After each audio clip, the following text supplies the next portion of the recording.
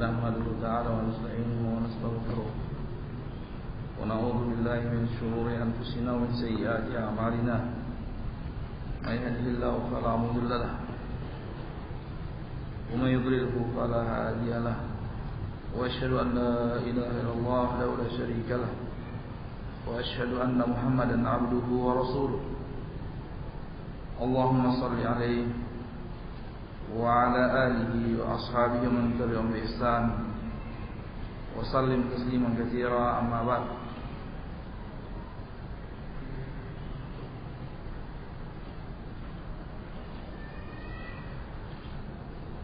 Insyaallah kita akan lanjutkan kajian kita seperti biasa dari kitab Bulughul Maram. Dikatakan oleh Al-Hafidz Ibnu Hajar rahimahullah taala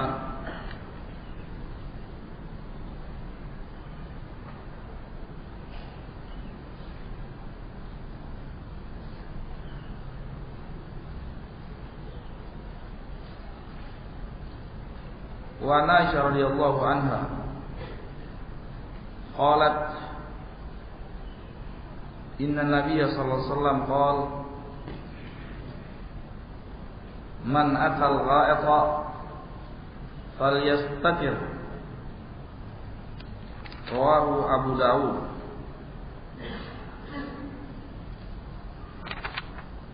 Hadis dari Aisyah, semoga Allah meridainya, beliau berkata, sesungguhnya Rasulullah SAW bersabda, man atal gha'ita falyastatir, barang siapa yang hendak buang hajat, maka wajib baginya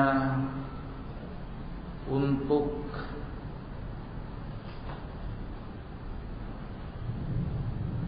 menutup diri, artinya tidak menampakkan di hadapan manusia. Man atal gha'ita falyastatir, di dalam bangunan, di dalam toilet, kamar mandi, jangan di hadapan manusia. Bagaimana kalau sekiranya tempatnya tidak memungkinkan, artinya orang melakukan perjalanan dan tidak memungkinkan baginya untuk mencari toilet, maka hendaklah menjauh dari pandangan manusia, menjauh sampai tidak tentara lagi, kemudian dia buang hajat di situ. Ya, ini hadis ini dikatakan oleh Syekh Al-Bassam di sini isnadnya hasan dari Abu Hurairah. Adapun dari Aisyah maka salah. Jadi yang benar itu dari Abu Hurairah. Hadis ini banyak yang menguatkannya daripada hadis-hadis yang lain tentang wajibnya untuk menutup aurat. Wajibnya untuk menutup aurat kecuali pada orang yang dihalalkan baginya untuk melihat, yaitu suami kepada istri ataupun istri kepada suami, atau milkil yamin, budak belian. Selain daripada itu maka diharamkan untuk diperlihatkan.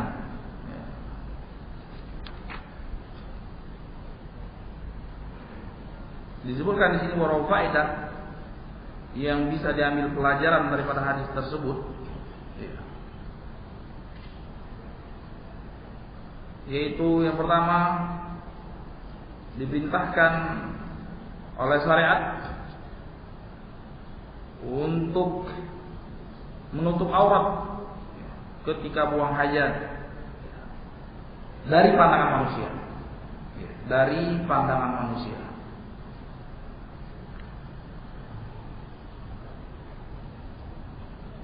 Berarti apa?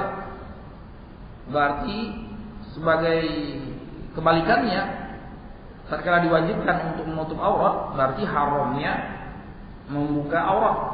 Ya bukan? Syariat mewajibkan menutup aurat, berarti kebalikannya haram membuka aurat. Ya. Kecuali yang telah kita sebutkan tadi. Dan kecuali kalau darurat. Kalau darurat maka sudah keluar daripada hukum asal. Ya. Akan keluar daripada hukum asal karena satu dan lain hal, penyakit dan lain sebagainya, maka ini pengecualian. Iya, pengecualian. Atau melahirkan, ya, ini juga sebagai bentuk pengecualian. Artinya perkara-perkara yang darurat, perkara-perkara yang darurat.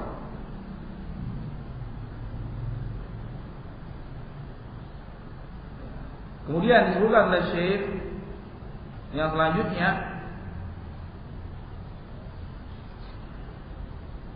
amma sitru baqiyatil jism asna al-qada' al-haja an adharin nas fa inna min al-adab al-karimah.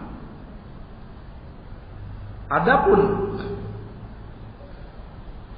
menutup anggota badan yang lain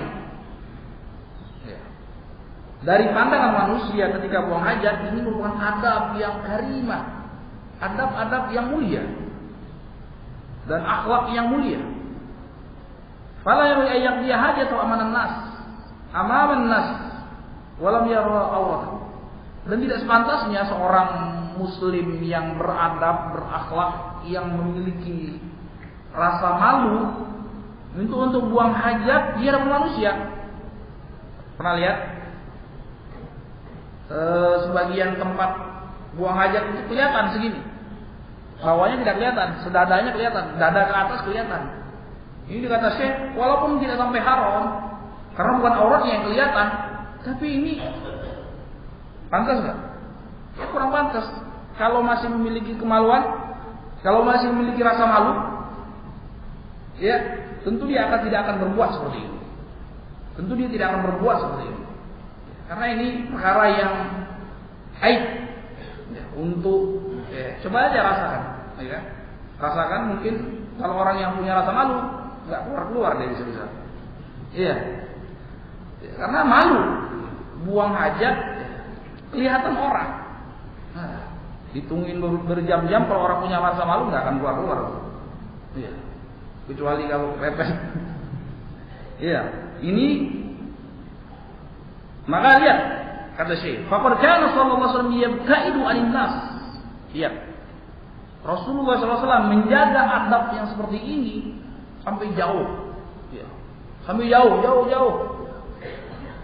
Sampai enggak kelihatan orang. Jauh gitu. Ini adab. Ini adab kama fi haditsil Mughirah, sebagaimana yang disebutkan dalam hadis Mughirah. Ya. Kita lihat hadis Mughirah di hadis yang ke-79. Lihat kembali. Di situ disebutkan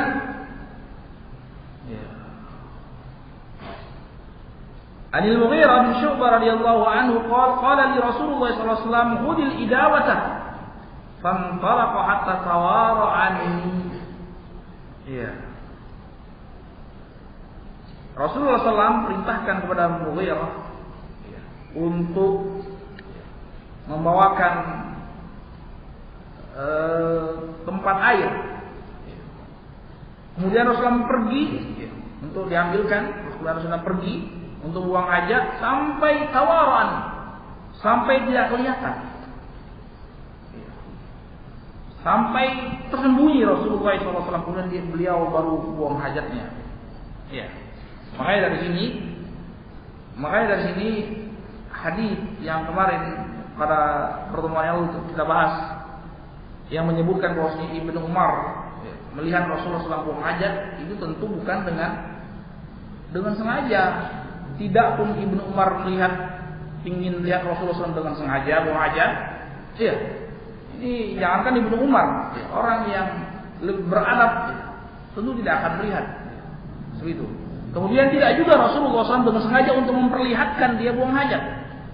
Ya, makanya di sini ulama rahimahullah taala, ya, di antara Syekhul Islam dan Ibnu Qayyim rahimahullah taala mengatakan bahwasanya itu merupakan kekhususan Rasulullah SAW. Ya, beliau buang hajat menghadap ke kiblat atau membelakangi kiblat itu urusan Rasulullah SAW. Adapun yang selainnya tidak berlaku. Iya. Adapun yang selainnya daripada umatnya itu tidak berlaku. Iya. Karena hadisnya jelas melarang untuk menghadap ke kiblat ataupun membelakangi kiblat. Iya.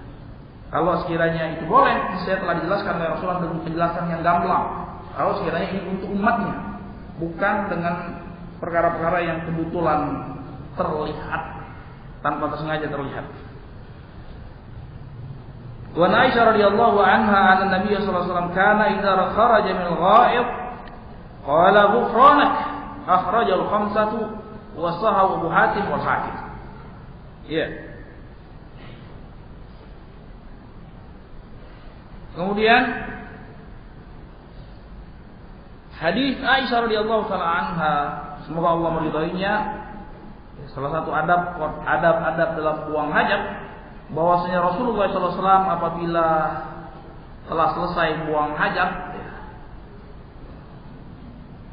itu beliau membaca ghufranak, keluar dari toilet, ghufranak, ya Allah, aku memohon ampunanmu.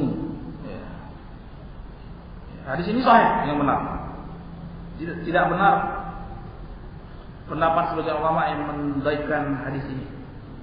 Ulama mutaqaddimin, ulama yang terdahulu ini hampir semuanya mensahihkan hadis ini. Di antara ini Abu Hatim dan Imam Hakim dan yang lainnya. Yang benar hadis ini sahih. Nanti akan ada dalam permasalahan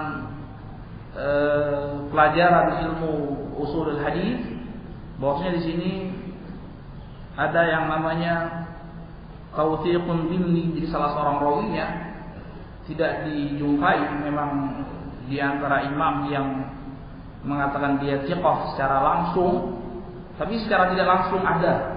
Di antaranya ini Pak Abu Hatim, Imam Hakim, Imam Tirmidzi, banyak yang lain-lainnya. Ya. Imam Abu Daud, ya. Imam Ibnu Khuzaimah rahimahullah taala. Kenapa dikatakan tawthiqun dimni di sini bisa? Penyesuaian secara tidak langsung, penfiqhan secara tidak langsung, dikarenakan hadis ini madarnya, jalannya, sumbernya cuma lewat satu rawi saja. Kalau tidak salah di situ Yusuf bin Abi Burdah. Ini sebagian ulama mengatakan, mengomentari dia majhul hal, tapi yang benar dia thiqah, paling tidak hasan hadis. Iya, karena ulama ahlul ilal Abu Hatim dan yang selainnya, Tirmidzi mensahihkan hadis ini. Yang benar bahwasanya hadis ini sahih. Yang benar hadis ini sahih. Syekh Muqbil rahimahullah taala mendhaifkan hadis ini. Tapi yang benar wallahu taala alam bisawab, bahwasanya hadis ini sahih. Ya.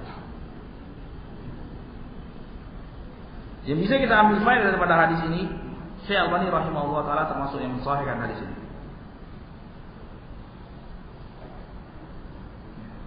Jadi ini tidak semua hadis yang wallahu taala alam bisawab yang didhaifkan Syekh Muqbil kemudian hadisnya dhaif, dan tidak semua juga hadis yang disahihkan Syekh Albani hadisnya sahih.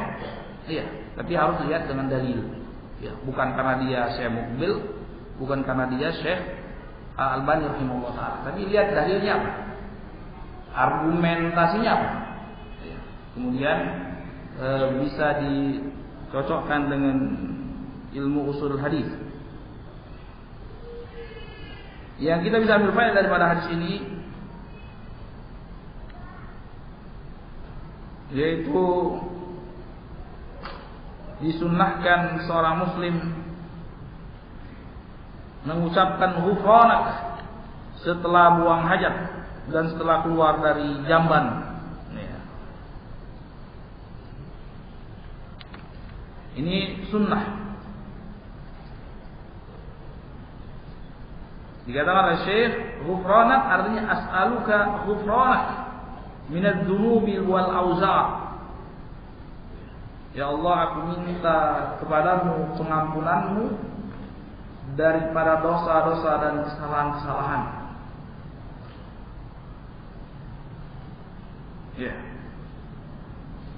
Kenapa seperti ini?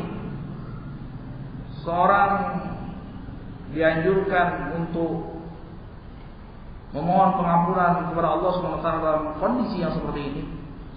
Dikatakan oleh Syekh, kenapa demikian? Anna al-Islam lamma khaffa jismu bada qada'il hajah wartaha min al-adha al-madi alladhi kana yudkhiluh. Dzakara dhunubahu allati tudkhilu qalbahu wa tughimmu nafsahu wa yakhsha awaqibaha. Sa'ala Allah ta'ala annahu kama manna alayhi bil afiyah min khuruj hadha al-adha ay yamunna alayhi fa yakhaffif anhu awzarahu wa dhunubahu li yakhaffa maddiyan wa ma'nawiyan. Bisa saja, kata Syekh, ya, intinya seseorang kenapa membaca doa yang seperti ini? Ya. Kenapa malah tidak bersyukur? Misalnya, alhamdulillah. Ya. Tapi di sini justru minta pengampunan dosa. Padahal barusan dia dapat nikmat dari Allah SWT. Iya bukan? Nikmat yang sangat besar, yang tidak bisa merasakannya kecuali orang-orang yang kehilangan nikmat tersebut. Ya. Mungkin sekarang dia tidak begitu merasakan betapa nikmatnya Allah mudahkan, Allah lancarkan pencernaan kita sampai bisa keluar. Gitu. Nanti coba saja, la qadarallah Allah SWT berikan musibah sehingga tidak bisa keluar. Luar biasa. Baru tahu ternyata nikmat bisa buang hajat itu tidak bisa dibeli dengan duit, berapapun duitnya. Ya. Ini nikmat. Tapi justru yang dianjurkan oleh Allah SWT kepada Rasulnya untuk minta ampun, untuk minta pengampunan dosa. Ya. Dikatakan Syekh, seseorang tatkala selesai buang hajat itu tentu akan merasakan ringan, merasakan nyaman, ya, daripada kotoran-kotoran yang memberatkannya tadi, yang numpuk di dalam badannya. Kemudian selayaknya dia ingat akan dosa yang memberatkan batinnya. Ya. Sebagaimana tadi najis yang dikeluarkan dalam badannya itu najis yang sifatnya hakiki, hissi, yang bisa dirasakan. Ya. Maka ada najis yang sifatnya najis maknawi. Kalau najis yang hissi, yang bisa kelihatan, yang kasat mata, itu mengotori dan memberatkan badannya, raganya. Tapi najis yang sifatnya maknawi, ya, syirik, khurafat, bid'ah, maksiat, ini memberatkan batinnya, memberatkan batinnya. Maka kesempatan seperti ini kita minta kepada Allah Subhanahu wa taala afiyah. Sebagaimana Allah Subhanahu wa taala memberikan afiyah, perlindungan, Allah memberikan pertolongan, Allah memberikan taufik, Allah memudahkan bagi kita untuk mengeluarkan kotoran yang hissi tadi, kotoran yang sifatnya kasat mata tadi. Kita mohon juga kepada Allah SWT agar Allah SWT meringankan kotoran yang sifatnya manawi tadi, dihilangkan dari batin kita dengan istighfar, dihilangkan dari batin kita dengan istighfar, ya. Agar batin kita juga terasa ringan, ya, daripada kotoran-kotoran dosa, ya. Sehingga jiwa dan raga bersih daripada kotoran-kotoran tadi. Ini, ya.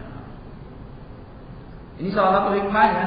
Tidak mustahil hikmah yang Allah berikan kepada syariatnya, kepada hukum-hukum syariat itu akan banyak. Ini salah satu saja. Ya, kesempatannya seperti itu. Kesempatannya seperti itu. Bisa saja dengan perkara-perkara yang lain. Ya. Bahwasanya seseorang untuk mengingatkan, ya, satu sisi.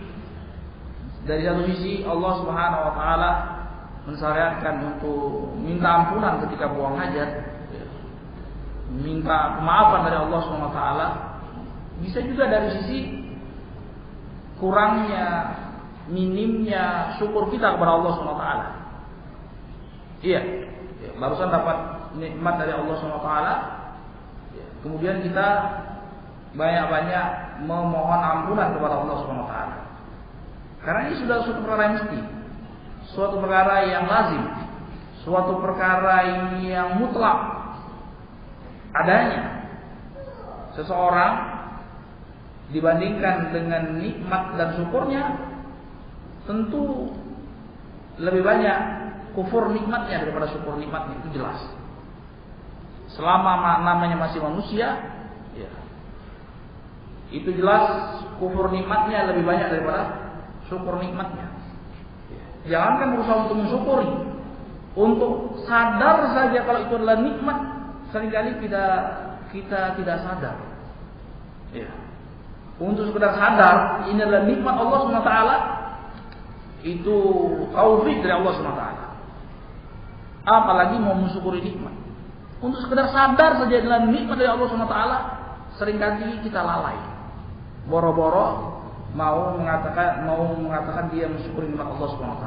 Maka Allah SWT, Maha benar Allah SWT kala berfirman, wa in ta'uddu nikmatallahi la tuhsuha. Ya. Dan apabila kalian berusaha untuk menghingga-hinggakan nikmat Allah, kalian tidak akan menghinggakannya. Artinya suatu perkara yang tidak akan terhingga, suatu perkara yang tidak akan terhitung. Berapa? 1 miliar, wah terlalu sedikit itu 1 miliar. Ya. Enggak terhitung, tiada terhitung, tiada terhingga. Ini makna ayat ini. Dikarenakan tiada terhingga, secara otomatis tiada mungkin untuk bisa disyukuri. Ya.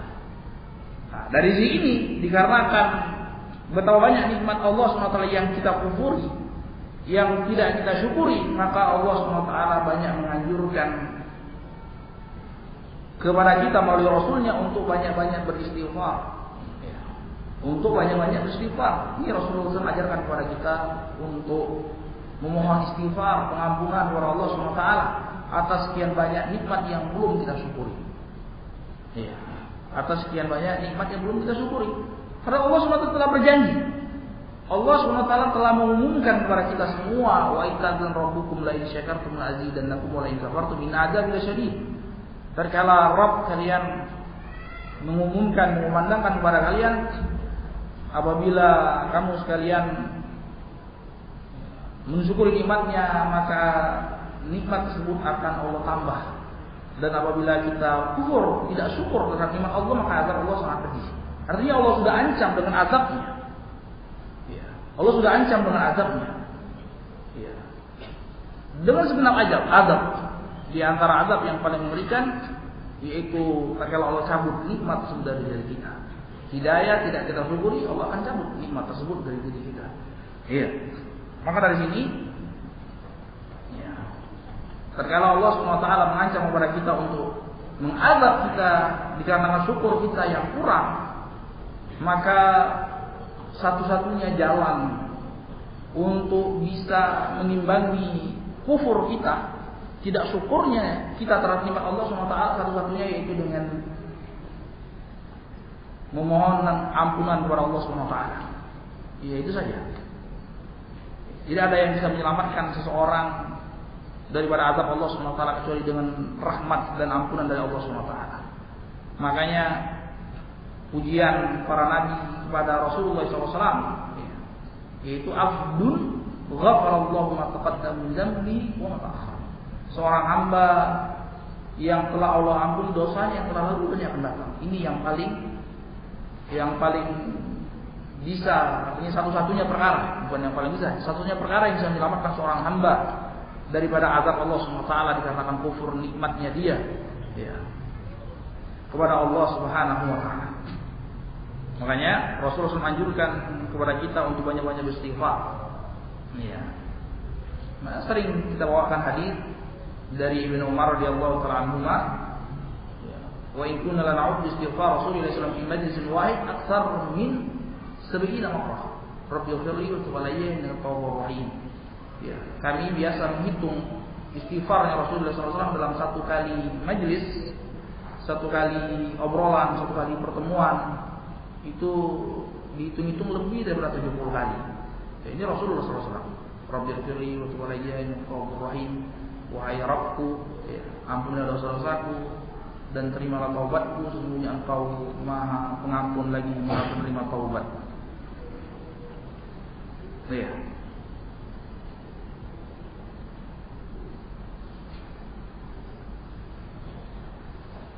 Faqala rahimahullah taala nadhiru hadza ma jaa min adz-dzikr ba'da al-wudu' bi qawli asyhadu an la ilaha illallah wahdahu la syarika lah wa asyhadu anna Muhammadan abduhu wa rasuluh. Yang semisal ini ada, yaitu tatkala seorang muslim selesai berwudu dia membaca apa? Syahadatain. Asyhadu an la ilaha illallah wahdahu la syarika lah wa asyhadu anna Muhammadan abduhu wa rasuluh. Aku bersaksi dengan penuh keyakinan dan kebenaran bahwasanya tiada zat yang berhak untuk diibadahi kecuali Allah, tiada zat yang berhak untuk disembah kecuali Allah, dan tiada sekutu baginya, dan aku bersaksi bahwasanya Muhammad itu hambanya dan rasulnya. Ini apa? Apa kesempatannya? Kesempatannya seorang yang berwudu itu telah mensucikan anggota luarnya daripada hadas dan najis, daripada hadas dan najis. Ya bukan? Maka selayaknya seorang muslim yang seperti ini lebih berhak untuk membersihkan batinnya daripada najis yang sifatnya apa? Najis maknawi, yang berupa syirik, khurafat, bid'ah, maksiat. Ini hendaklah dibersihkan daripada batinnya, terkhususnya kemurnian tauhid, harus dibersihkan daripada najisnya syirik. Dan ini sebagai isyarat bahwasanya sebagaimana sholat yang akan dilakukan atau ibadah yang akan dilakukan setelah berwudu tidak akan sempurna, tidak akan sah di sisi Allah SWT apabila melakukan syaratnya, yaitu salah satu syaratnya yaitu berwudu, mensucikan hadas dan najis, maka tidak akan diterima juga ibadah seorang muslim tanpa bersih daripada najis yang sifatnya najis ma'nawi, batinnya, akidahnya dikotori dengan najis, syirik dan khurafat. Iya.